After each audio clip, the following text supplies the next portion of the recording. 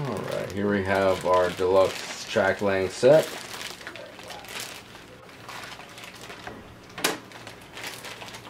That's a radius arm, so you can get your radiuses. Not every train car can go around, certain radiuses, so you would use these items to create your radius before you lay your track.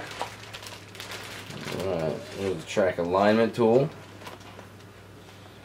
It has the groove, so you can set it on your HO track, run it along to make sure your rail are straight.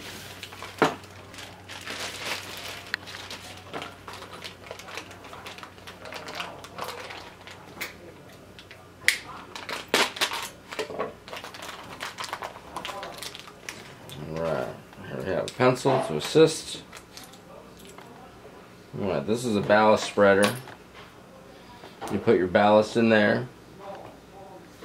You misalign the dots to keep it from pouring out. The grooves fit on your rails. You align the dots, and then you run it along the track, and it'll evenly distribute the ballast around your ties. Now here we have a soldering tool. Now this is help to shield the other parts of the rail from getting messy.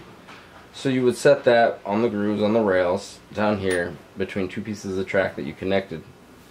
And then you take your soldering gun and you tap it on both sides. And it's a shield to protect the mess from going anywhere else and to keep your bead isolated. This is a parallel track tool.